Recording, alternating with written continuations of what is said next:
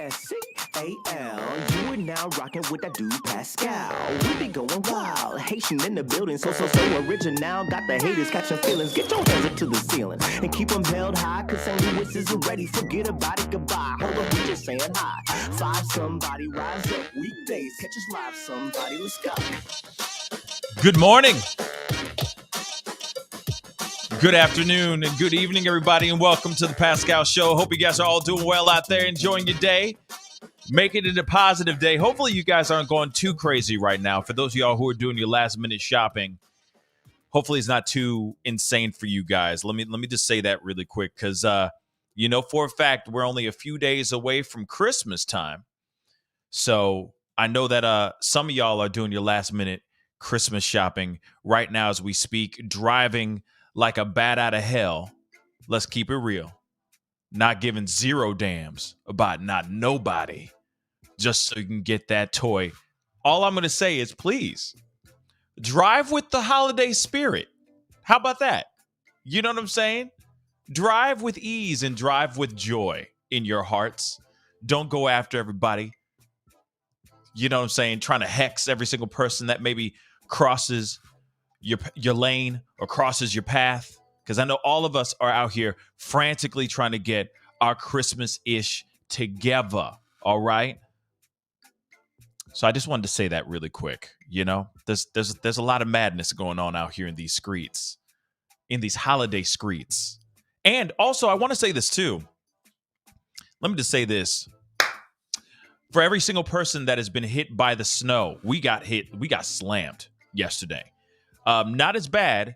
We got hit, but we didn't get hit as bad as some other areas of the country. For those of y'all who are out there still trying to find warmth and all that, I hope you find it. Hopefully you guys, every single last one of y'all that are watching the show right now are in a place that is filled with love and light, because light gives off heat too. See what I did there? So hopefully you guys are around something hot. And if you're not, please go find a shelter. Go find somewhere to keep yourself warm, because the next few days are going to be insane. And from what I understand, we're about to get hit with another wave of snow in the next couple days, over the next couple days. So please, wherever you are, wherever you're watching this show right here, I'm sending nothing but warm hugs, full body hugs. Okay.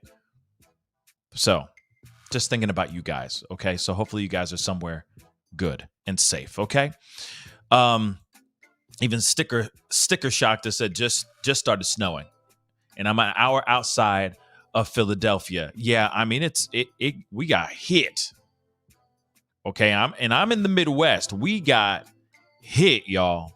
Okay.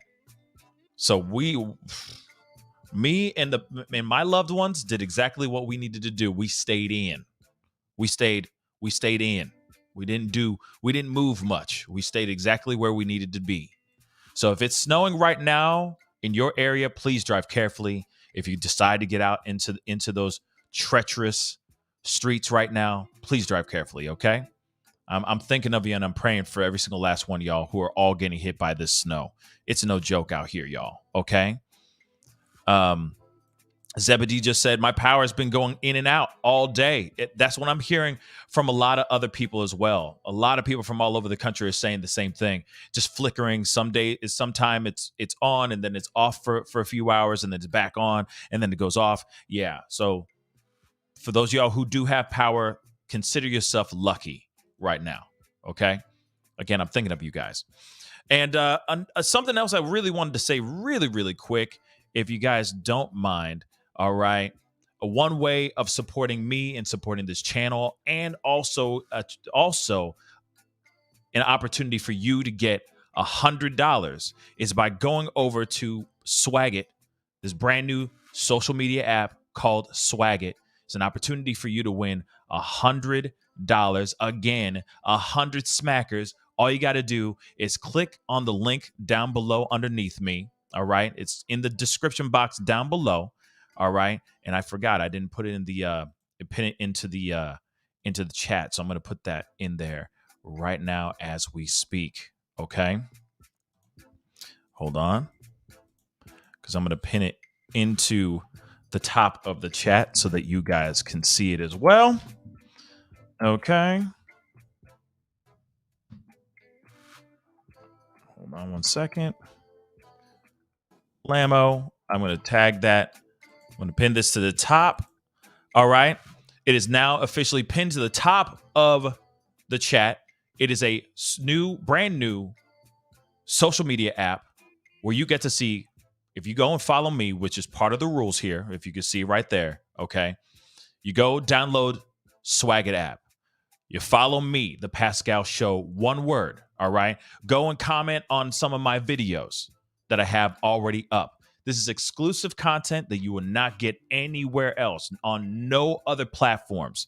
So, and it's simple.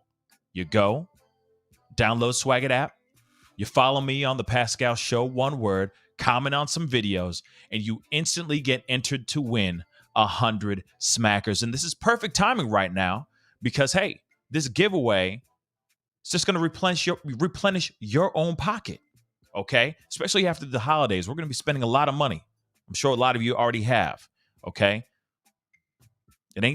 Things ain't cheap nowadays. So if you want a chance to win $100, again, download Swagit app. The link is down below in the description box. At the top of the description box, it is pinned to the family chat right now. And after the show, it will be pinned on the top of comments. Okay, so click on that, download the app, follow me, The Pascal Show, one word, and comment. Simple as that. Comment on some videos. And that's it. All right. Instantly entered to win $100. Okay. And if you forget about this, don't worry. I'll remind you guys in the middle of the show as well. Okay. So let's get into some things. All right. And then, of course, another ask. It's very, very simple. Just don't forget to hit that like button down below. Send it past 400 likes. I see a bunch of y'all starting to file in. And do not forget to hit that subscribe button. All right. You know your boy's working hard out here in these streets to give you the information that you need. And hopefully my voice and my presence is bringing warmth to you in whatever corner of the world that you're watching this in these crazy snowmageddon times. Hopefully I'm bringing some love and some warmth to all y'all that are in this snow right now, okay? Because I know for a fact we all could use it, all right? So stay warm out there. Anyway, guys, we got to get into this, all right? Had to get all that out the way, all the important stuff out the way. But, I wanted to share with you guys. I mean, of course, I missed you guys yesterday. Didn't get a chance to hop onto the show. There was a lot going on with this snowstorm and all that stuff. But yesterday, there was an interview with Brian Enton on News Nation. He was, I guess, sitting in for Dan Abrams. He brought on the chief of police onto the show. And he got a chance to chop it up with the chief of police, Chief Fry, if I'm correct with his last name. Yes, it is James Fry, Chief James Fry. He got a chance to sit down and talk, do a little bit of a video chat with him, asking him about updates revolving around this unthinkable thing that we've all been looking into like crazy, right? We have been deep into this Idaho 4 tragedy, massacre, trying to figure out what the hell happened here, y'all. Who did it? Who did it? Now, there's a lot of things that there are being said in this interview, which we are going to be looking at here very, very shortly.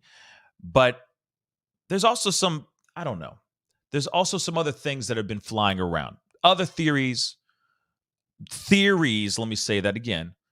Other theories that are flying around about the possibility of this just being one monster, not just two. Now, there are some things in the interview where I think people are, like I said, everybody's hanging on every single syllable that comes out of this man's mouth. Okay? They're hanging on every emphasis on every syllable that comes out of this chief's mouth and running with it. Now, understandably, we are all hungry. We are all wanting to satiate our own internet sleuth, the armchair detective appetites. But I'm going to leave it up to you guys on this interview and see what you think about what's being said here. Where do you stand on this? Are you feeling it? Are you not? Do you think that there's some things that are being revealed or no? But before we go into that interview, I wanted to show you guys this article real quick because I know we're all here to see that. And also, there's an incel theory that was talked about on Banfield, on the Banfield show, that I feel that we should take a look at as well. And then the other thing that I found very interesting, shout out to Mel, because this is something that I saw on Ike Mel's channel that we need to kind of chop it up about. There was a TikTok creator that's getting sued right now for defamation, which we got to talk about as well on this show. So it's crazy stuff that's been going on. Craziness. But first, let's take a look at this.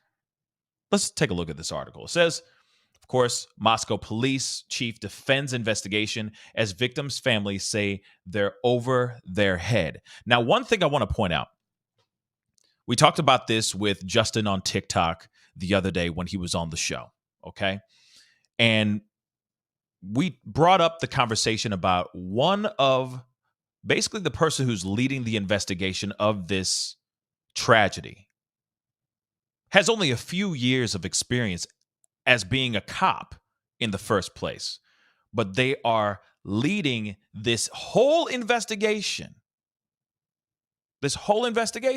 Now, strange to me that you would bring somebody that may be still a little wet behind the ears to play point on this whole thing. Now, unless this person is absolutely brilliant genius when it comes to solving crimes, I don't know. I all I know is the information that we received as far as this person's experience, right?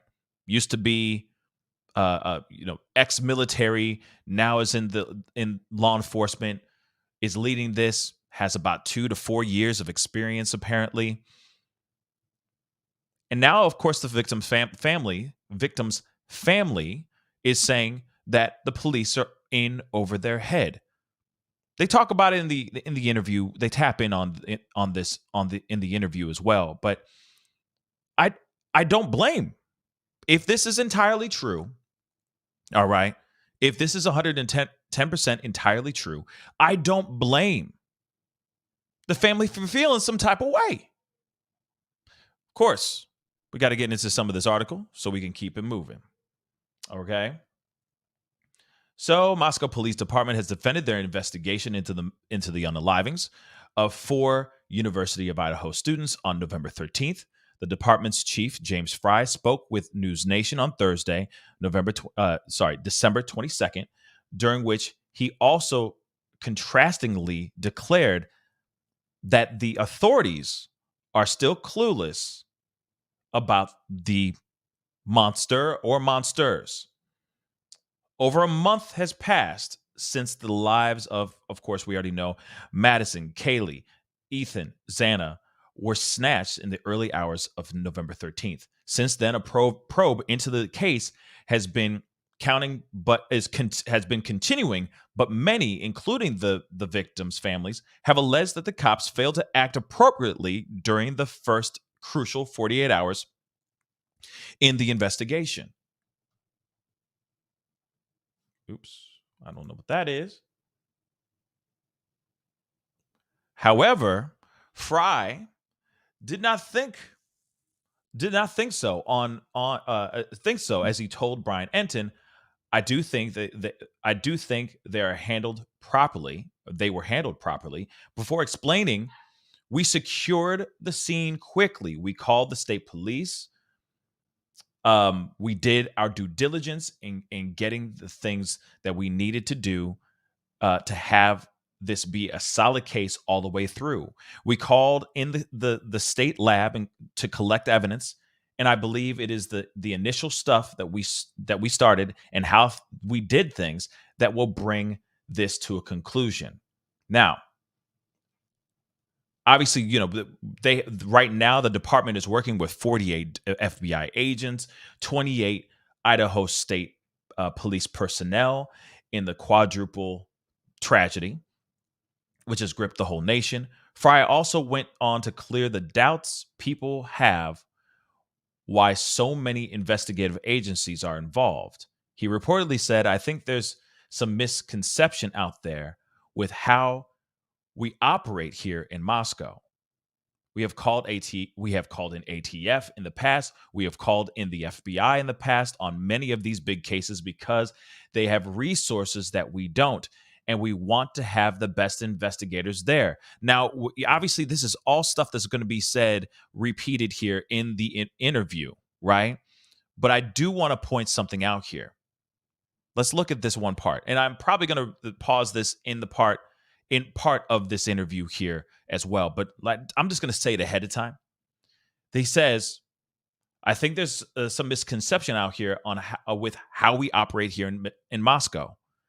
We have called in ATF. We have called in FBI in the past on many of these big cases because they have resources that we don't, and we want to have the best investigators there." So the only pushback I say, and of course I'm saying it now, okay, and I probably will say it later again, but I'm going to say it now. If you're talking about having the best resources or having the best of the best with the resources that you currently do not have, why aren't you doing that same thing right now with this quadruple tragedy? I feel like that's the one question I'd be asking. Why aren't you maybe stepping back, letting ATF, letting FBI, letting whatever, CIA, whatever, all the other acronyms under the law enforcement world that have more resources, why aren't you letting them step out in front, step back, and let them lead? Why are you bringing a cop who only has a few years of experience to play point? Now, one thing, I want to pull this up because I want to make sure that you guys see this too, just to kind of bring it home so that you guys can so you guys believe me, all right? Because I want to pull this up so you guys can see this too. And this is just in the title. I'm just going to show you the title. I showed it in the interview with Justin on TikTok just the other day, but I want to show it to you guys here. Boom. Revealed. Lead investigator in Idaho unalivings is a U.S. Army vet with just 2 years of police experience. He's the lead investigator. 2 years of experience. Now, if this is 110% true, okay, like I said, if this is, I'm leaning on what articles, news, websites, blogs, etc. are talking about. And this is the information that we have here, and it is in black and white. Hasn't changed. I've refreshed this page a million times. They have not changed this. They are basically saying the lead investigator in this tragedy is a U.S. Army vet. I mean, real talk, appreciate your sacrifice to this country. Okay. But this is also somebody that only has 2 years of police experience. As desperate FBI adds agents and family grow even more impatient. So the thing I have to say, the thing I question, okay, is why somebody with 2 years of experience allegedly is running point on this whole thing. I got a super chat. Let me grab this really quick. Jennifer Coleman, thank you so much for your support. Thank you so much for the 10. This is my professional opinion and not accusing anyone. Who knew that Kaylee was going to be there this one weekend? That is a very, very, very, very, very, very, very, very good question, Jennifer. I don't know. And I think that's the problem. They don't know either. And what's frustrating is I understand they want to keep it local.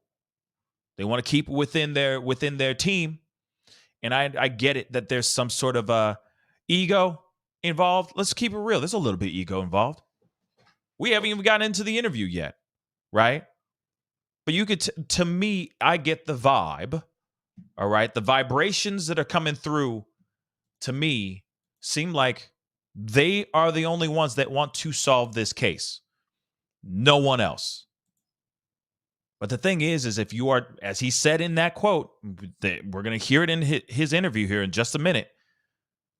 If you're sitting here saying, we've brought those guys in because they have resources and experience that we do not have on other cases, why aren't you applying them hard? Why aren't you leaning hard on them, letting them run lead, letting them have whoever their lead investigator is, who probably has a mountain of experience?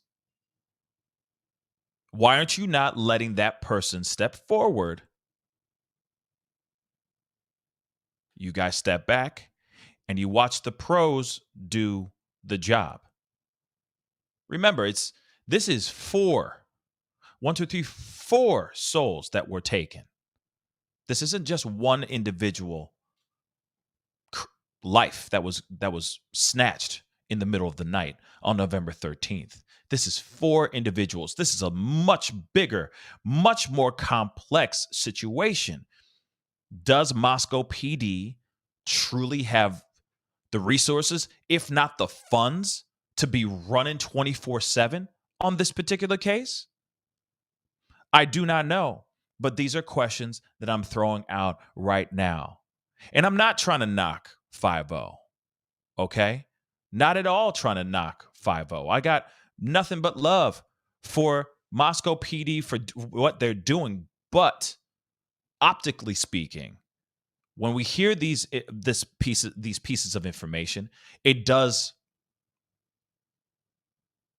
make one a little worrisome. Just a bit. And I'm still giving them the benefit of the doubt because, hey, it still takes time. 4 individuals, 4 completely different storylines, 4 sets of DNA from those 4 students. There's so many different things going on. It is a king-sized, all right? It's a king-sized case. I get that it takes time, but are they really ringing in the information that are they bringing it in fast enough? Are they bringing it in efficiently enough within their inexperience? All right. And this, I will say this too. This should not be a training experience. Oh, we're just going to let them learn as they go. F that. This is 4 students. 4 families that are celebrating the holidays right now without their child. I don't know. I digress. Let me get this super chat really quick. Thank you so much, Jennifer Coleman. I really do appreciate it because we're going to go into this interview here. Jennifer Coleman, thank you again for the 10. Just a theory. Sorry, this stuff is starting to disappear. Just a theory. Kaylee posted her last video with all 5 roommates and Ethan as well. She also made a comment how she can't live without them. Kaylee was the target, my guess. You know, I feel that we're quick to go to Kaylee a lot. She could very well be it. I have a theory that maybe an ex had something to do with this, and this has to do with you know, my thoughts are leaning towards her as well. But at the same time, there were 4 individuals throughout this entire thing, y'all. They all could have angered somebody. You know what I'm saying? They all could have stepped on somebody's toes. They all could have broken somebody's heart. They all could have said something insulting to somebody's face. They're all 4 individuals, or this is just some random act of some random monster walking into a random home and just randomly picking these 4 kids for whatever reason. I hate to say it like that, but maybe. We still don't know a doggone thing. Law enforcement ain't telling us nothing, y'all. They ain't telling us nothing. Joanne Nelson, thank you so much for the $10 super chat. I really do appreciate it. Richard Speck, July 13th, 1966. Chicago nurse 8 unalive. I just keep going back to that. Just a thought. I don't know who Richard Speck is, but I'm going to have to look into that when we get some time here. Okay.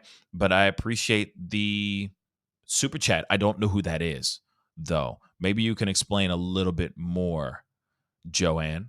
That would be appreciated. Okay. So we can find out what's going on. So let's take a look at this. All right. Let's take a look at this, shall we? And of course, I got to cut in and out because, fair use and all that stuff. Okay. But I think this is a fairly good interview that I think we should all take a listen to. All right. So be sure to hit the number 1 to let me know you guys can hear all of this that's going on. And again, I see a bunch of y'all. Good morning, good afternoon, good evening to every single last one, y'all. Don't forget to hit that like button, and most definitely do not forget to hit that subscribe button. All right? It'd be greatly appreciated. Let's rock and roll. Much for being with us. It's been almost 6 weeks now since the murders. I know you're getting hundreds of tips still coming in every day. Are you getting closer, Chief, to finding the killer or killers?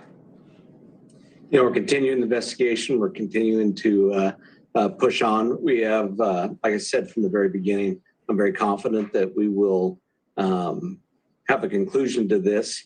A timeline, that's going to be as things develop, and we're following up on all those leads. The latest I heard, you've done 250 interviews, your detectives, which is an enormous amount of work going on behind the scenes that obviously the public can't see. And I know there's a lot you can't talk about, but can you tell us whether you're zeroing in on 1 or 2 people at this point? Like we've said through the whole investigation, there's things we have to keep for the integrity of the case, and we're going to continue with that. We are interviewing a lot of people, and we're gathering a lot of information, and we're putting that puzzle together, and we're painting a picture, and we're trying to put that all together. I've sort of thought about this, Chief.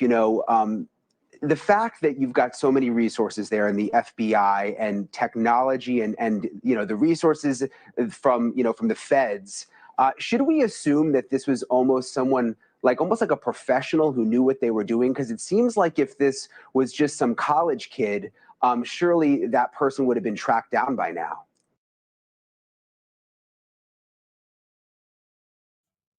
Real quick, guys, I'm going to roll that back just a little bit because I just wanted to hear his reaction, his response there.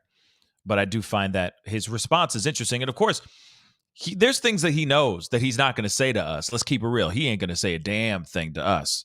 And he's definitely not going to say anything to Brian Enton. But of course, we're all sitting here, what's the word? Hanging on every single word, hanging on every single breath that he takes, every little odd face twitch that he makes. Clearly, we're going to be looking at this like a mug, right? A couple super chats here really quick. I appreciate this before I run this. Before we run this back, okay? Becky G, thank you so much for 5. I think Joanne meant by Richard Speck that it's possible for one person to unalive multiple people at once. Yeah, I mean, let's be real. Bundy. I mean, there's so many other. There's plenty of other monsters that have been out here that have successfully taken the life of multiple people in one sitting. Of course, absolutely, I agree with that. That could possibly be it too. Z, thank you so much for the 179 pounds. I appreciate it. Lee looks 30 to 40 years old, may done Army investigations. Maybe, and that could be it too. Maybe there was some investigations and experience that this guy had while he was in the Army. That's very true. It could, optically speaking, or in that title, it can look very unattractive and make you wonder, ooh, is this guy still wet behind the ears? He could have been doing some internal investigations within the Army. That would be very, very true as well. That is a possibility, and I'm all down for stepping back and letting him do what he needs to do. But from what I'm hearing, from what the family is saying right now, they're all having some sort of feelings about law enforcement not being very open with them, giving them updates. The lack of communication is real right now, from what I'm understanding. Lena on me always. Thank you so much for the 5. With the degree of injuries from what I heard on yours and Grizzly True Crimes channel, there was psychologically hate involved. Yeah, I think so too. I really do think I lean towards I err on the side of this being a crime of pure passion, that this person knew them in some sort of way, whether it was just them knowing them in class of some sort, God knows what. I don't know what it is, but something screams at me. Something screams at me that they personally knew these individuals. Because if this was just a targeted thing of someone randomly walking up, doing God knows what and doing what they did, why didn't they go to the first floor and do that same thing to those 2 on the first floor? That's the one thing I keep asking over and over and over again. Now, one thing, though, too, I just saw this in the corner of my eye before we continue. There is another thing, but I'm going to say this really quick. This is just a theory, but I've been hearing theories. I don't know. I don't know what Melly is meaning, but I've heard something. I've heard things, too, but I don't think that's entirely true at all. Okay? I don't think that's true at all. Okay? I don't think that's true at all. But that's just me. I've heard theories. Y'all, of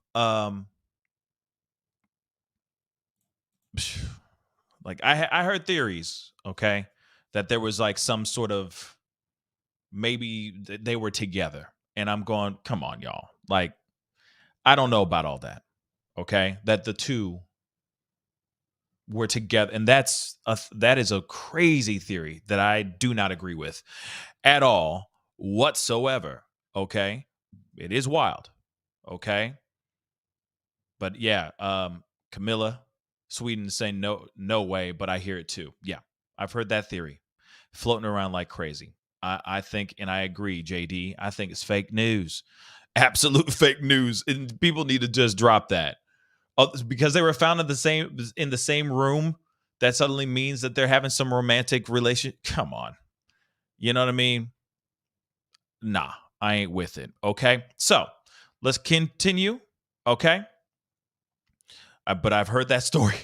I'm going to roll that back just a tiny bit so we can hear what he has to say about the investigation. All right. It's going to be as things develop, and we're following up on all those leads. The latest I heard, you've done 250 interviews, your detectives, which is an enormous amount of work going on behind the scenes that obviously the public can't see. And I know there's a lot you can't talk about, but can you tell us whether you're zeroing in on 1 or 2 people at this point? Like we've said through the whole investigation, there's things we have to keep for the integrity of the case, and we're going to continue with that. We are interviewing a lot of people, and we're gathering a lot of information, and we're putting that puzzle together, and we're painting a picture, and we're trying to put that all together. I've sort of thought about this, Chief. The fact that you've got so many resources there in the FBI and technology, and the resources from the feds. Should we assume that this was almost like a professional who knew what they were doing? Because it seems like if this was just some college kid, surely that person would have been tracked down by now. Before we get into his answer, I just want to say this is a damn good question. And hopefully this answers some people's theories that have been flying around. Let's hear what the chief has to say. So I think there's some misconception out there with how we operate here in Moscow. We've called in ATF in the past. We've called in the FBI in the past on many of these big cases because they have resources that we don't. And we want to have the best investigators there. That's why we call in the state police from the very beginning of these as well. So we've always done those type of investigations with the help of our federal partners as well as our state partners. And you mentioned calling in the state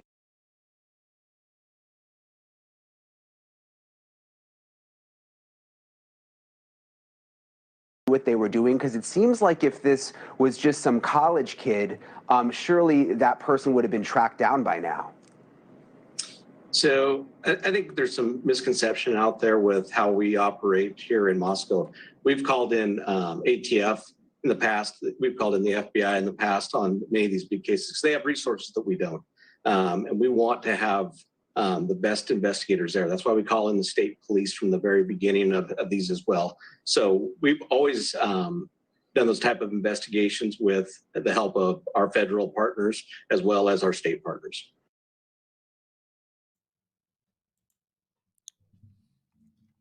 So you tell me, y'all, can you answer something for me? Real quick.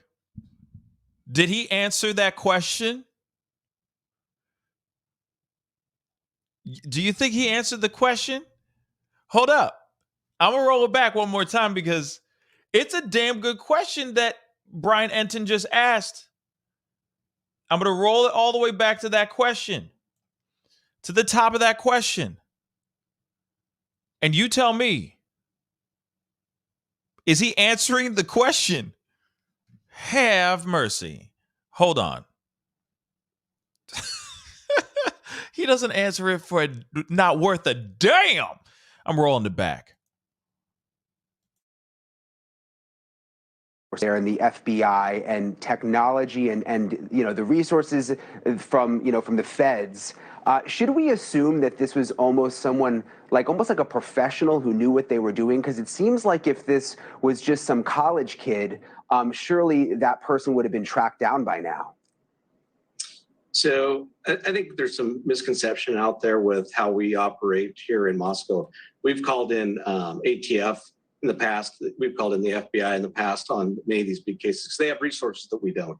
And we want to have the best investigators there. That's why we call in the state police from the very beginning of these as well. So we've always done those type of investigations with the help of our federal partners as well as our state partners. Promise you I'm going to continue from this point on, but do you remember I read that quote that, hey, we have brought in other people, other branches of law enforcement, CIA, FBI, ATF, so on and so forth, to be a part of our of investigations and cases of the past because they have resources that we do not have. So yes, they are doing the same thing right now, but they're not letting them run lead. And then on top of that, just to say something, just to address the elephant in the room, he doesn't answer the question. Not at all. Why? I mean, obviously, to me, I think they still don't know. That they can't answer that because they have nothing, I think. It's wild. Zebedee just said he only responded to the first statement. It's like he just repeated himself. And there ain't no lag on with their stuff. It's not like he just goes, oh, he's just answering a question that was asked 2 minutes ago because he's on dial-up. You know what I'm saying? He ain't. He didn't answer that worth a damn, y'all. Either he knows some real-ish or he knows nothing at all, okay? Or he knows nothing at all so far. Let me just say that. Because as much as us out here in these streets are in the dark, maybe they are too. I got a super chat, Elizabeth Gregory. Oh, actually, let me pull up this other super chat and then I'll pull up yours. My bad. Clicked on the wrong one. Gen 10. Thank you so much for the 5. They are literally there are literally social media sleuths and YouTubers who think they can solve the case with no experience. So why not someone with actual law enforcement experience? I see your point, and I'm not knocking law enforcement and their experience. I'm just saying, why not bring in other law enforcement that may have multiple years of experience that could maybe help crack the case? If there's FBI agents that have done multiple multiple cases like this or something similar to this, maybe having them run point would be more helpful, would be a speedy choice to get us closer to finding out what the hell happened here. But I see your point. You're absolutely right. There's people out here that are sitting there going, I don't care what y'all say. You know, it was the cat. And you're like, what cat? What are you talking about, a cat? You know, so I get it. Some people have solved this online, don't care what the results end up going to be. They could be completely different. They're going to be like, I don't care. It was the butler with the candelabra in the kitchen. I don't care. You know what I'm saying? That is true. But I wish they would just let FBI or someone with more experience run lead. Elizabeth Gregory, now we're to you. Thank you so much for the 5. Pascal, thank you for your hard work. My daughter's hoodie is out for delivery today. I hope you and your family have a Merry Christmas. Yes, thank you. And yes, hopefully your daughter will fully enjoy that wonderful hoodie that we just put together for you and all that. And of course, we got a slew of hoodies and jogger sets that are like flying out the door or flying out to you guys right now as we speak, which is really, really exciting. And hopefully some of them will get there before Christmas. It was just a large order of those vibrant blacks, which is amazing. It's an amazing thing. And if you guys are still wondering what I'm talking about, please go check out pascalmerch.com. I got some really great deals going on. Got a lot of great hoodies just like this one and jogger sets and or track suits and all that stuff. Go and check them out. Trust me, you'll find something to like in there, okay? But yeah, it's been crazy. But I appreciate everyone who's gone in and supported by buying some really, really great clothing, okay? But anyway, let's get into the rest of this video. All right.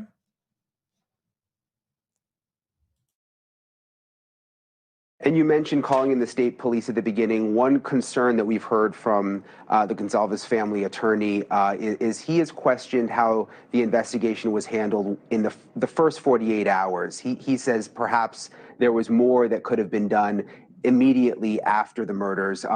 Do you think things were handled properly right at the beginning? I mean, do you have any regrets about the way things were initially handled? I do think they were handled properly.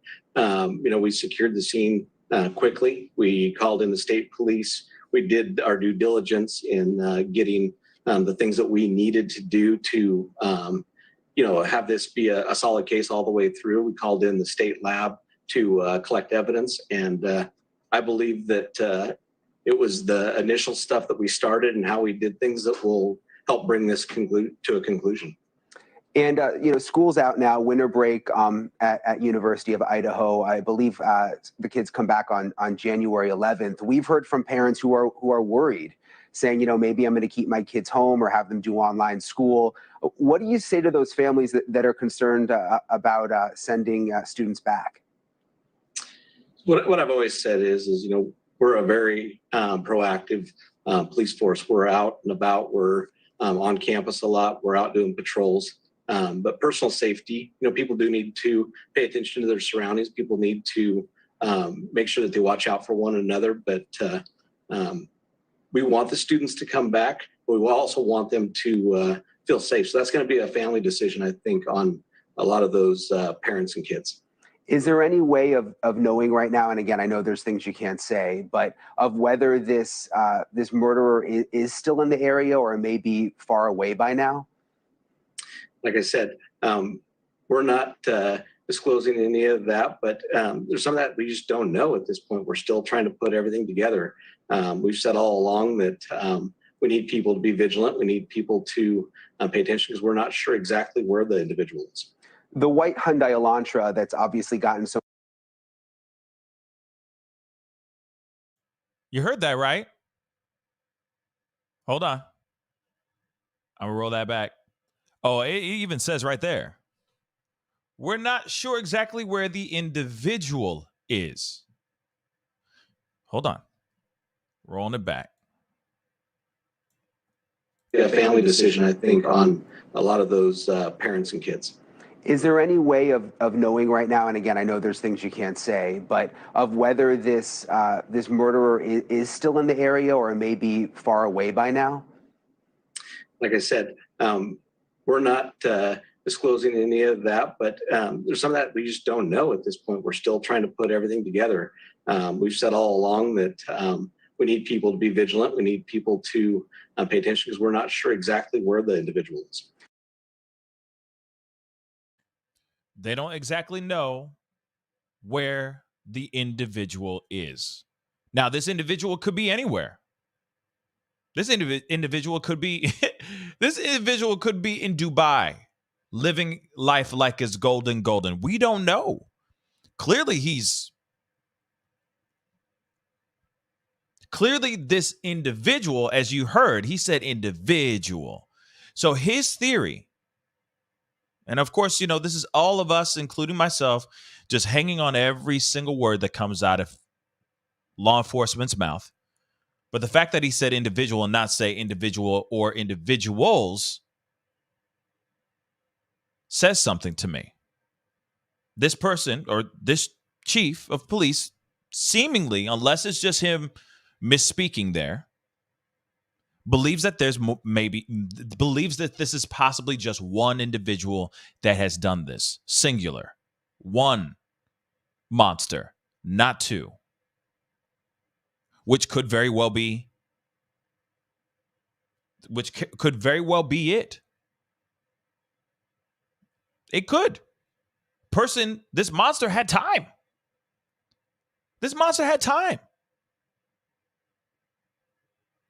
To do these unthinkable things. He most definitely had time. But I've heard stories. I saw T. What up, T? Say something earlier. I saw it in the corner of my eye. Like, what if this was a deal gone wrong? Right? The possibilities are endless on this. We do not know. But I'm going to continue with this because we only got a few more minutes. Less than 2 minutes of the rest of this interview. But like I said, he's even saying individual. So there must be something that's giving them a big ass clue saying that this was one individual that was able to, for lack of a better term, successfully do this and walk out unseen. The white Hyundai Elantra that's obviously gotten so much attention, people all over the country looking for it. Should they still be on the lookout? I mean, do you think you've gathered what you need in terms of that car, or are you still wanting people to call in? We still are asking people to call in on any spotting of white Elantra. We appreciate all the tips that we've gotten, not only from local Moscow, but state, but across the nation. And we're following up on all those. So every tip helps. Like I said, we don't know exactly which tip is going to be the one that really secures a piece of information that we're looking for, but we're looking into all those. I've been outside the house quite a bit over the last month. I saw on, it was 2 days ago, there were some detectives that showed back up to the house. Any idea how long you'll keep that a crime scene the way it is all roped off? Not exactly sure. We're working with investigators to verify when they're ready to release that, but as soon as we can release it, we will. And I know how hard everyone has been working, again, behind.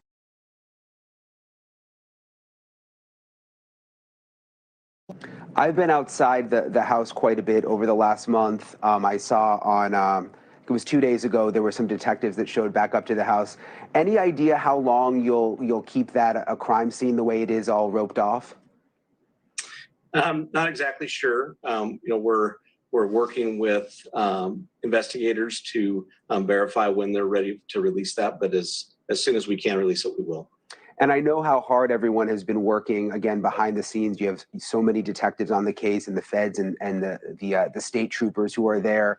Obviously, a lot of people working the case have families and kids. I know you've mentioned before that there's young officers that first showed up to the crime scene, and it was emotional for them. I mean, how's everybody doing at the department? I think we're doing well. Actually, we're very committed. We're committed to this. We've said all along that we will push through, and we're giving people time off as needed and giving them a break and getting them back. But we're keeping people healthy, and we're going to continue to push on this. We're committed to this.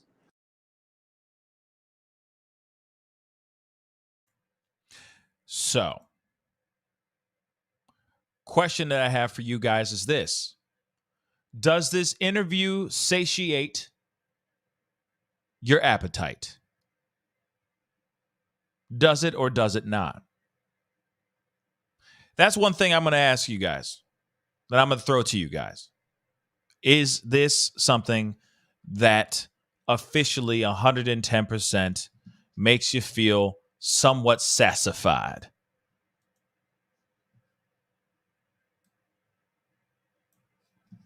Does it or does it not? For me, I feel like this was a nothing burger. The only thing that we can walk away from with this or from this is the individual part where he said, we don't know exactly where this individual is. That's the only part that I could sit here and say, they at least know something, that this was done by one person, allegedly. Because again, all of us, everybody, not only just the media and internet sleuthers, okay? Not just us, even the people that are watching in the nosebleed seats, okay? That are watching from a distance. They're all coming up with their own things, and they're all trying to find out something, right? A lot of people have been sucked into this crazy dark tunnel of theories and stuff like that, and just waiting for some piece of information to come out from Moscow PD. Still have gotten zero so far. This interview to me, is still nothing. He doesn't fully answer everything. He doesn't fully answer anything, really, at all. Which, once again, is like we're back to the drawing board again. Got some super chats. Let's get into it. Rianne, the diva, hello. Thank you so much for the 2. Time to bring out the polygraphs, testings, methinks. Yeah, methinks as well. Okay, I think it's about that time. If they haven't already done that already, they may have. Okay. Joanne Nelson, thank you so much for becoming a member. Thank you so much for becoming a family member. I really do appreciate it. And just like Joanne Nelson, you can do the same. If you want to support this channel, hit that join button down below. Become a part of the family. Hit that join button. Supports the channel. Keeps these lights on. Keeps this room purple. All right? I really do appreciate that. Thank you so very much. We got a couple more super chats. Leela, hello. Thank you so much for the 10. I appreciate it. The world is a ghetto. When can we, when you can, please do a Twitch follow-up. Interested in hearing your thoughts. I will definitely do a Twitch follow-up. There's a lot more information coming out. And I've just been sitting waiting on the sidelines to find out more information about that. But I will, okay? Leela, thank you so much. Avery Shannon, thank you so much for the 5. Jason Jensen put up a reward on his Twitter page. Yeah, he put up an award on his own page. This is not 5-0. This is not Moscow saying, hey, any information here's $5,000 for this, a $5,000 reward on any information revolving around the car. No, it's private eye. Jason Jensen doing this out of his own pocket because he wants to find out, just like everybody else, where the hell this car is. And I'm telling you right now, this car is either in a ditch on was engulfed in flames somewhere, left at some random Dollar General parking lot. I'm telling you, it's somewhere out there, just in plain sight. We just haven't seen it yet. But somebody knows something, obviously. Obviously. Let's continue on. Danielle, welcome to becoming a member. Thank you so very much. Welcome, welcome, welcome. Thank you so much for your support. I really do appreciate that. Thank you, thank you, thank you. And I didn't get to say this earlier. Merry Christmas. I know somebody did it in a super chat. I didn't get to say it back. Merry Christmas to every single last one of you guys. Happy holidays, whichever holiday you are celebrating. I just hope it's filled with happiness, love, light, and a lot of smiles. Let's just say that. All right. All right. So those are it. Thank you so very, very, very, very, very much, you guys. I really do appreciate it. Okay.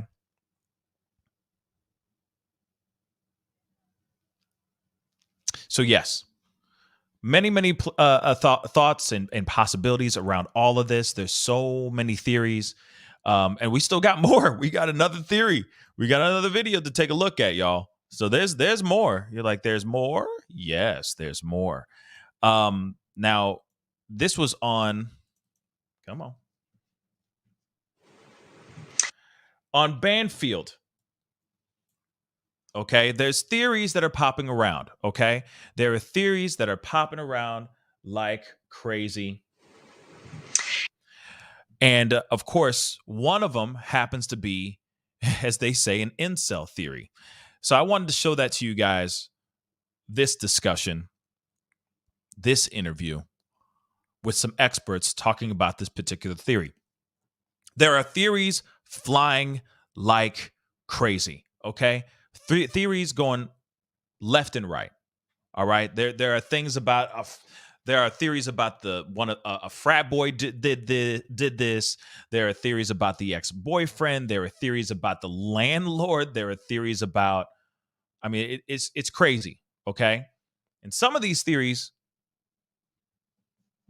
are being discussed on a show on Banfield that I think we all should take a gander, all right? So we're going to take a look at this one as well, because I just want to hear what they have to say, don't you? So let's hear this theory out. Let's go. It is the question that has yet to be solved. Who killed those 4 students in Moscow, Idaho? Behavioral analysts from the FBI are, as we speak, trying to profile the murderer. And while their work is a secret, the theories aren't. Is it possible that the killer was acting out of some kind of hatred of women? Before the break, we talked about the subculture known as incels. And there are 2 people who know that topic best.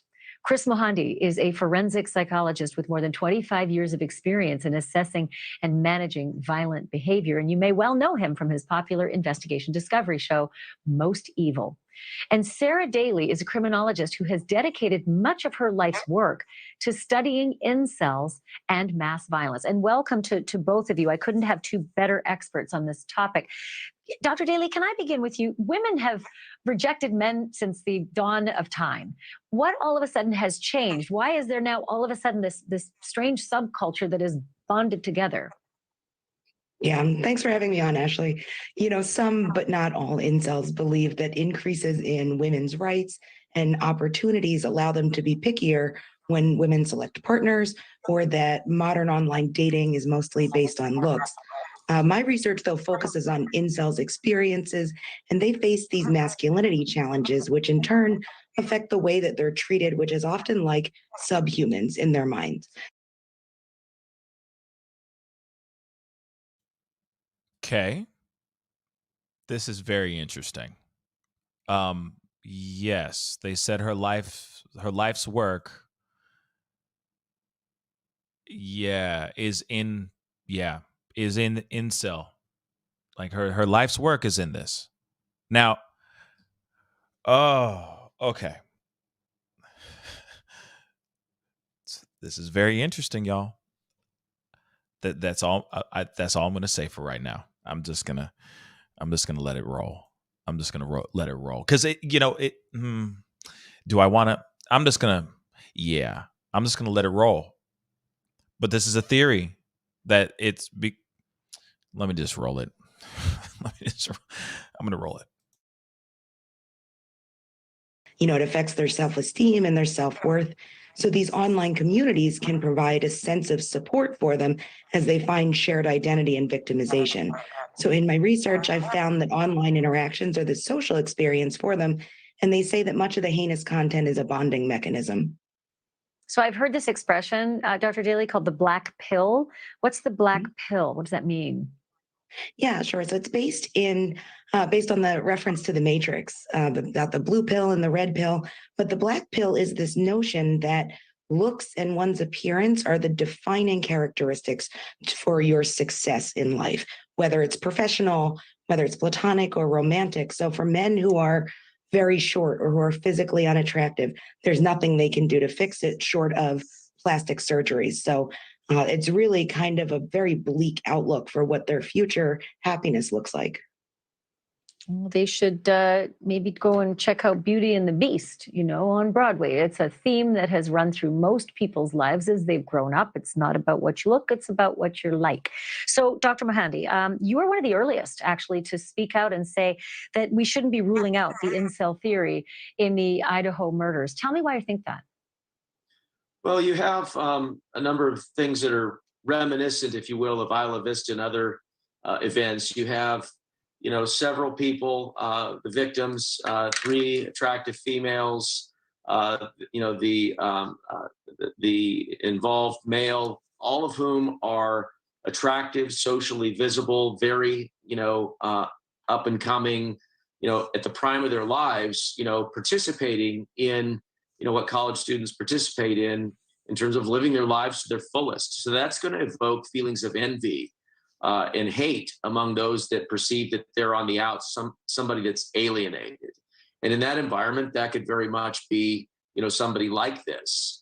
It also is reminiscent of Isla Vista in that event started with a multiple stabbing at the offender's apartment, a deeply personal, hateful act, and so forth. So the context, the victimology, and the violent attack that characterizes this event made me think that's a possibility. It's not the only possibility, and I'm sure investigators are looking into it. But that was what I associated to it. And part of a successful investigation, is keeping an open mind to a number of possibilities. And I'm sure they're looking at this and other theories. But that's kind of what I flashed to, when I saw some of the fact pattern of this case. Real quick, I just wanted to say this. I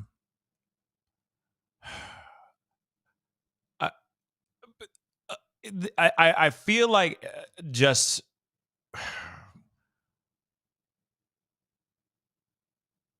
I feel like this is a term that is being put out here over the past few years, especially on the internet, that they've been putting out, and of course they're using this to maybe get people hip to what's going on with the terms and the black pill and the blue pill, the explanation of those things. You know what I'm saying?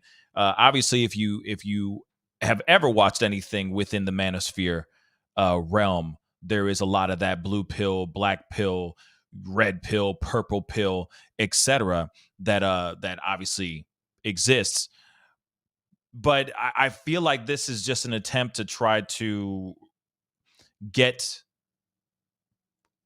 older generations to understand this term. But to me, still to me, a jerk is a jerk. A monster is a monster. If they are getting emboldened by going into these chat rooms and all that stuff, to me, it's still a jerk. And maybe this the old school in me. I don't really go and look at it and go, oh, he must be an incel, so therefore it's. No, I just think it's a monster who decided to do monstrous things for students. Whether it was inspired because he wasn't getting what he wanted or something of that sort, meh. But then, that's disgusting. But that doesn't automatically, I don't know. To me, I feel like it's a very generalized title that you could put on any situation then. Okay, in my personal opinion. But when you say something, oh, this incel theory, to me, it's an ass being an ass. Okay, call it what it is. And with this is a monster that did this. Okay, a monster. Now, it could very well be this too. I don't know, but it's very generalized. It's very generalized, in my personal opinion. And I'm not sitting here saying, oh, I'm trying to defend all the incels of the world. Hell no. I ain't trying to do that. Okay? But I think that this is, I don't know. I think whoever did this, we're not going to fully, once this person, this individual, as Chief Fry said, once this individual gets caught, I think everyone's going to sit there wondering what was going through this monster's mind during this time. You can't throw it underneath and say, oh, it must be incel because the incels do this. No, this is a very unique situation. Okay? It's a very unique situation. Let me just point this out. TB Bundy, okay, went out and did very unthinkable things to women. All right? Went into a sorority house, did the unthinkable to a sorority house, if you guys know that story. That dude was not in the terms of what they're using right now, of what they're describing. He charmed women. He was able to do what he wanted. He did his thing. He also was a disgusting monster. But does he automatically go into this? Because when you go into the breakdown of what an incel is, it's not what Ted Bundy came out off as on the surface. He was, you know what I'm saying? He was finessing women left and right, doing bad behind their back, or even in front of them. And they were just like, oh, he's just so amazing. And he still did, God knows, the unthinkable. So I feel that it's not fair. I mean, I understand this theory. I get this theory, but I don't stand with it. Because that doesn't automatically mean that this is somebody who was just, trying to make an effort and then didn't get it, right? Or his advances were lackluster. His romantic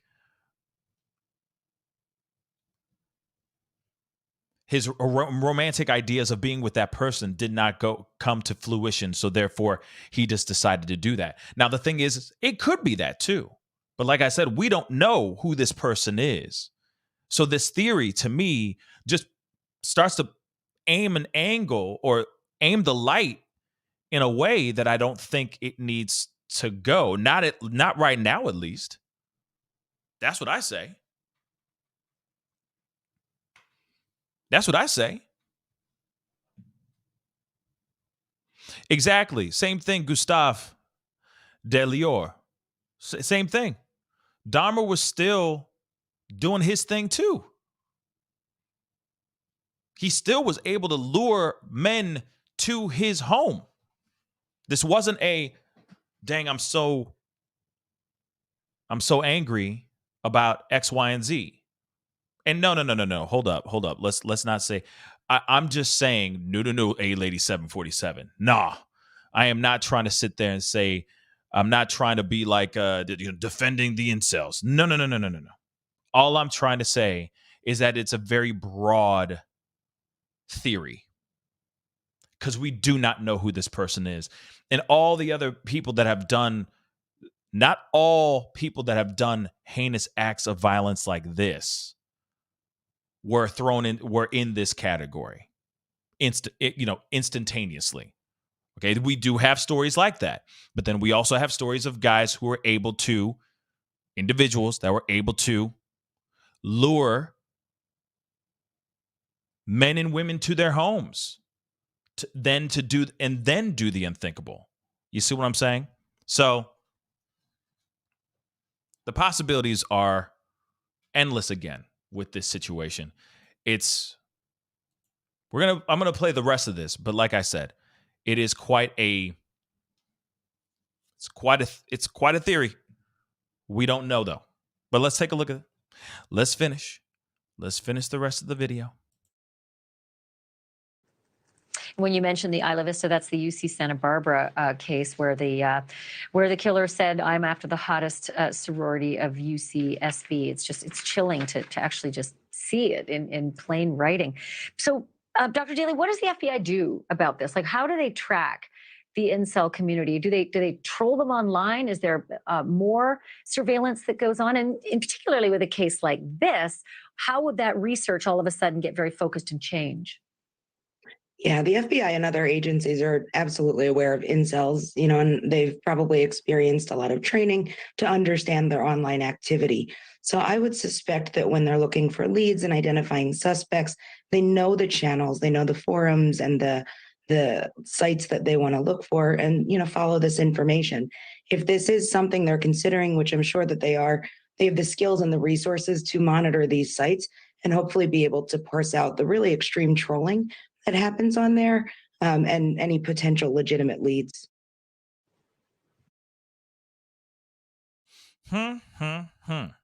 Very, very interesting. Very, very interesting indeed. Of course, there are theories running amok. I get it. That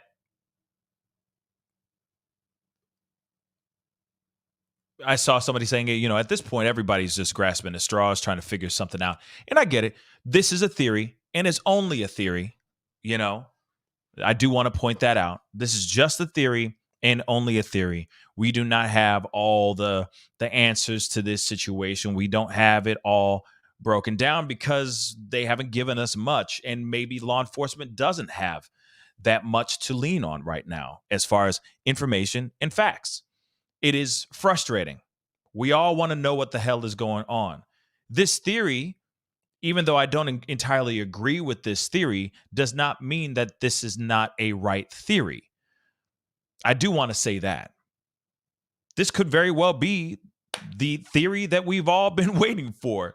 You never know. But I will say this, though, too. If this was an ex, I don't think if this was an ex of some sort, I don't think it falls into this category. You see what I'm saying? Now, I understand hurt and resentful, revengeful, filled with passion, so on and so forth, feeling rejected, etc. All those things can be in this category and outside of this category. So within this theory, I do think it's a little bit, okay? I do think that this is a bit of a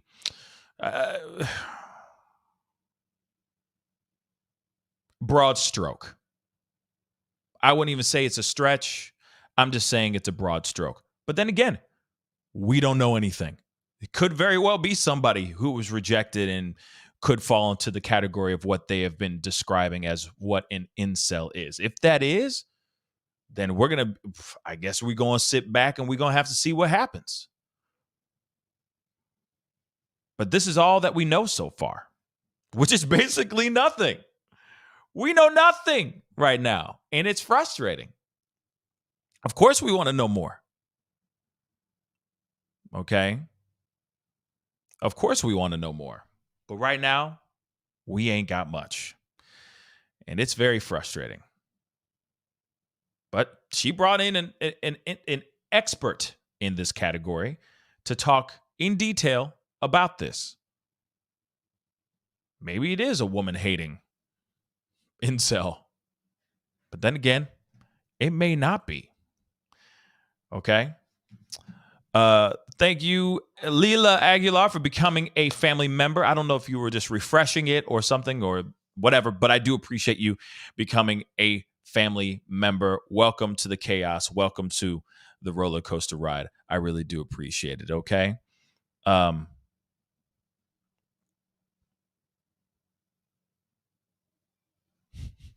Sorry, I'm looking at comments.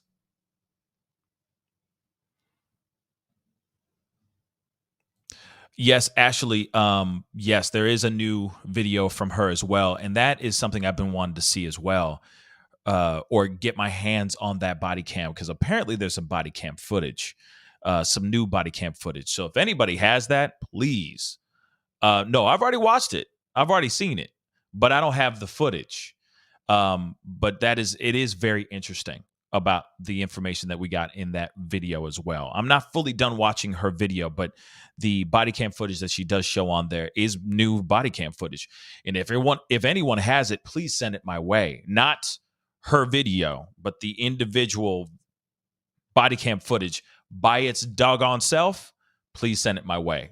Do not send it to me if it's somebody else's face stitched on it and all that kind of stuff. I just need the clean body cam footage, because I would love to watch it with you guys as a family. Okay. Danielle, thank you so much for the $2 super chat. Did you see that there were 9 cop cars at the fraternity house? Yes, I did see that as well. I don't know what that means, though. You know what I'm saying? I know all of us are going, but what does it mean? But we don't know what it means. It could mean nothing. It could have been them just parking their cars there. We don't know. You know what I'm saying? Could have been the cleanest road that, that's been plowed from snow. I don't know. You see what I'm saying? It could mean so many different things, and we just don't know it yet, right? We still don't know everything as of yet. Sandy McCracken, thank you so much for the chat, for the comment on YouTube. I agree, it was a crime of passion, and this monster was known by all. I think so too. That's what I'm leaning on. But law enforcement is still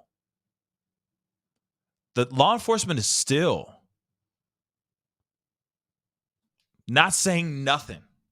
They're not alluding to anything. And I think that if they really felt that somebody that they've already talked to should not leave town anytime soon type thing, then they would have said that.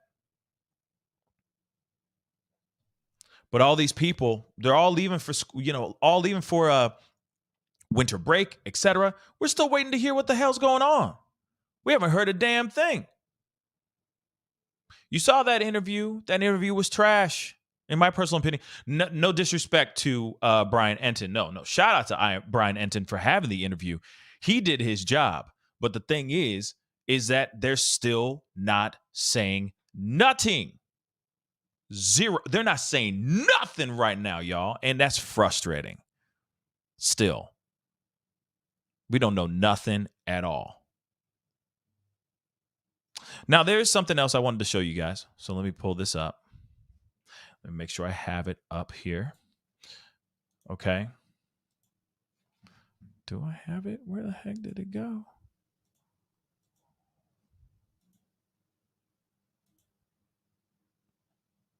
Sorry, 1 second, guys.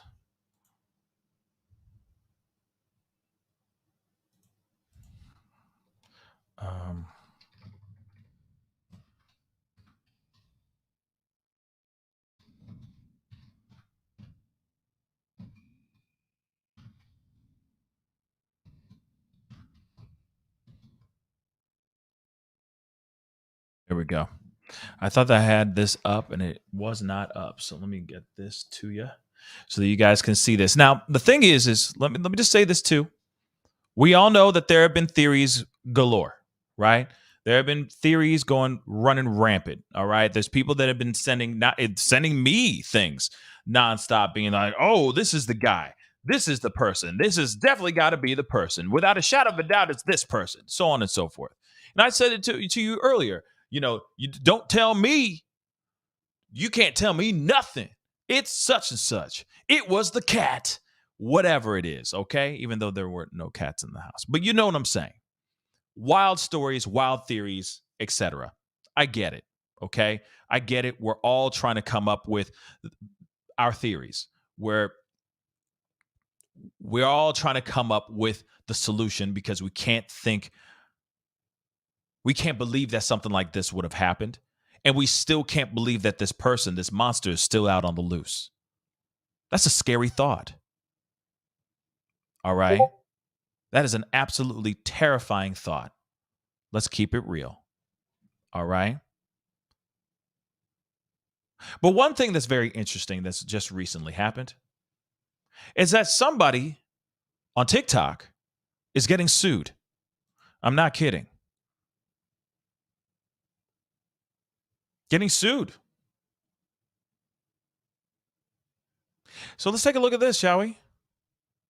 So now there are content creators that are getting sued. And the reason why I say this is that we all got to be careful about the content that we're putting out, right?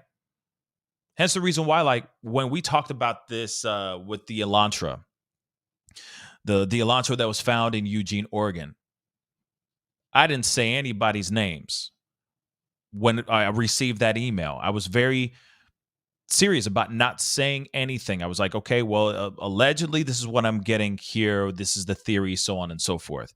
I didn't dox anybody. I didn't put anything out. I didn't run over to somebody and say, hey, go to their house and knock on their door and go, look, this is the guy and his name is this and is this, this, and this, and all this, his personal information. I'm going to put it out here for everyone to see.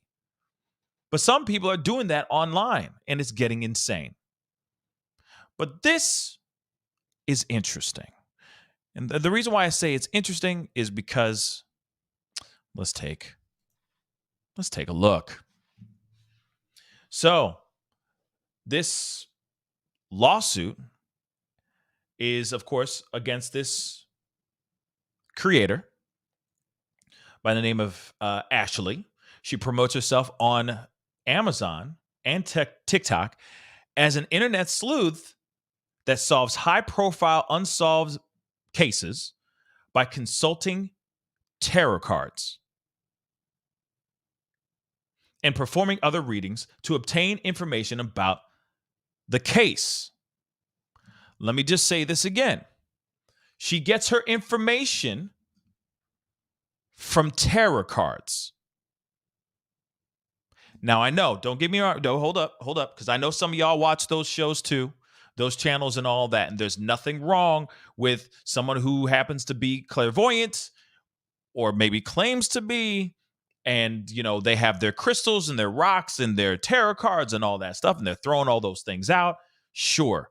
Hey, but when you start going after a particular individual and that's all you point your finger towards, this can turn into a recipe for disaster. All right? I'm just going to say that, period. So let's continue. In November 2022, we already know about the 4 students. Obviously, we already know that they were garnering a lot of attention, great sorrow throughout the university, the state, and the country. Defendant Ashley, I'm just going to use her first name, a purported internet sleuth, decided to use the community's pain for her online promotion. This is from what they filed. This is from the complaint, by the way. All right. So let me repeat that again. Defendant Ashley, a purported internet sleuth, decided to use the community's pain for her online promotion. She has posted many videos on TikTok falsely stating that plaintiff Rebecca Schofield is a professor at the university. She's saying that she participated in the unalivings because she was romantically involved with one of the victims. That right there is quite a thing to say. I'm going to blow it up just a little bit more so you guys can see it in those bleed seats, just a little bit thicker. Again, falsely stating that the plaintiff, Rebecca Schofield, a professor at the university, participated in this incident, in this tragedy, because she was romantically involved with one of the students. What in the hell? Okay? Giller's statements are false. Or sorry, Ashley's statements are false. Professor Schofield did not participate in the unalivings, and she had never met any of the victims, let alone entered a romantic relationship with one of them. Ashley's videos have been viewed millions of times, amplifying Ashley's online persona at the expense of the professor's reputation. Professor Schofield now sues Ashley for defamation. None of the 4 students whose lives were taken ever took a class from Professor Schofield. Although the University of Idaho is a relatively small university, she does not recall ever meeting any one of these students.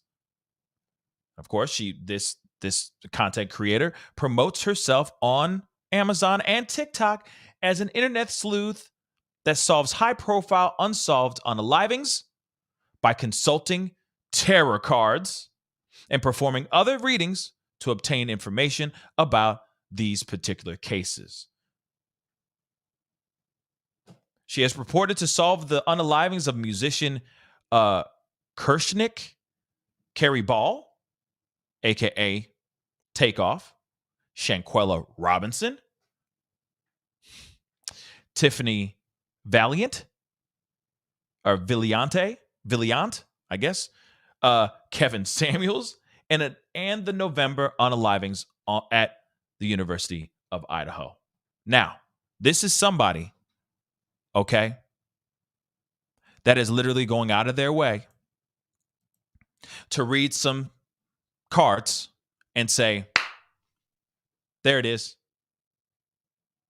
You're telling me it was a professor? And all that stuff. Now, don't get me wrong. I get it. Okay. Okay. Wait a second. Sandwich. Am I saying I don't like the way you saying tarot cards? What am I saying it wrong? I thought it's tarot cards. Am I saying it wrong?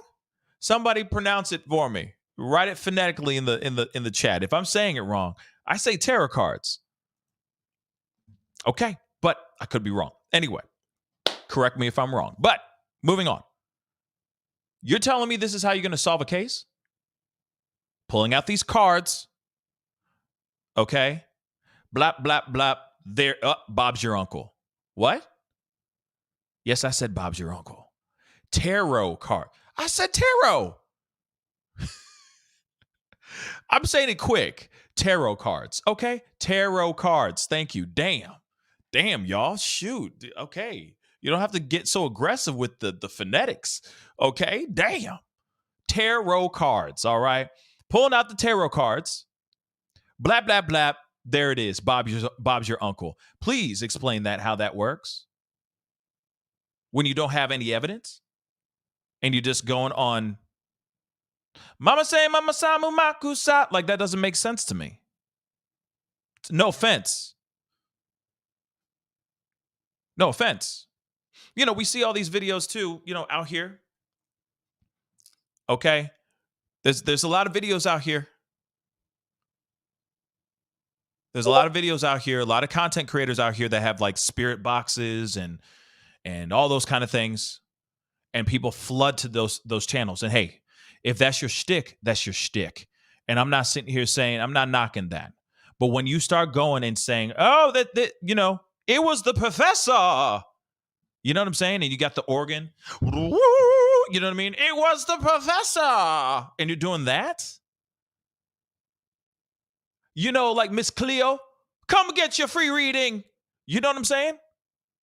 And then you're putting a name and you're saying, oh, there it is. That's the person. She's the one who did it. She was involved and she was having an extramarital affair with one of her students. I'm just saying, that makes no sense to me. Makes no sense, especially when you're riding on that and that alone. To me, that's not good. Exactly, Jess show. Exactly. It was the professor with the candlestick in the parlor. Oh, and it's like, woo, like that. You know what I'm saying? It just doesn't work for me. Okay? It just doesn't. Okay? It just doesn't. So when you have somebody out here on their TikToks and on their whatever social media platform that they are gaining all these views from, putting out this information and leaning on it hard and only leaning on that, I'm not surprised she's getting sued. You're leaning on cards or a spirit box or voodoo dolls, whatever it is, to say this is the actual thing that went down. That is very dangerous. Shoot, man, just a few months ago, I had someone on that had, it was a ongoing unsolved case, and there was a person making content like that, kind of like this, going on to their social medias and basically saying, this is where this young girl is. She is, and just going into some seriously graphic details. Okay? Very graphic details. And the father was on the show, and a lot of his anger was towards this content creator. Why? Imagine being a dad who's dedicated the past few years trying to solve a case, moved everything that he ever owned to another city to just be in the area where his daughter was last seen, just so he can get closer to solving this case. And there's some piece in the back of his mind that is hoping that their daughter is still alive. And you have a clairvoyant out here saying things like, oh, she's in a drain pipe wrapped in a rug. That's some terrible things to hear. Without any evidence, without any proof, you're just saying, you're getting your Miss Cleo thing going on. It just doesn't make sense. And he had so much anger specifically towards this content creator, because he's like, why would you sit here and say this and continue to make content tripling, quadrupling down on your theory without any proof except something that you have as a gut reaction?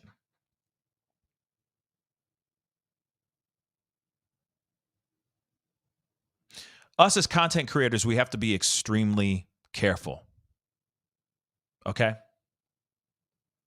We really have to be careful, because there is a lot of people out here that are listening to these things and they're harassing, for example, this teacher, Professor Schofield. They're going into harassing Professor Rebecca Schofield, doxing her, calling her, making her life a living hell, solely because of someone's gut, because somebody's going by their gut. Or they're randomly pulling out cards, I'm not going to say the word, tarot cards, and just throwing them on a table and saying, bang, that's your monster. It's unfair. The other question, and it gets dangerous, because of course everybody out here wants to be the one that solves the case. Everyone wants a view. Everyone wants a follower or a subscriber, or that like, right? They all want that thumbs up. So they'll just create anything. Remember, just like last week, with the dude that created that video with the audio and stuff. And he has a history of making up stuff too. But that stuff is very, very dangerous. Extremely dangerous.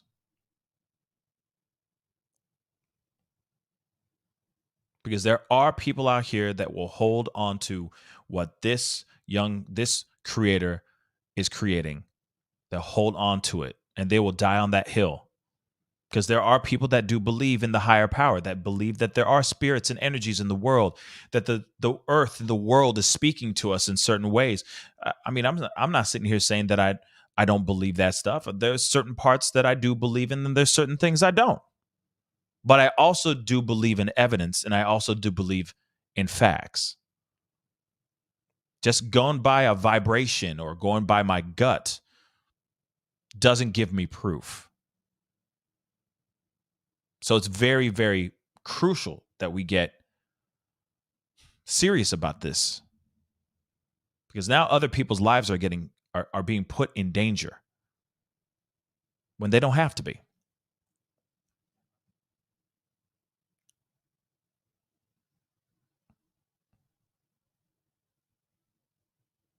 So yeah,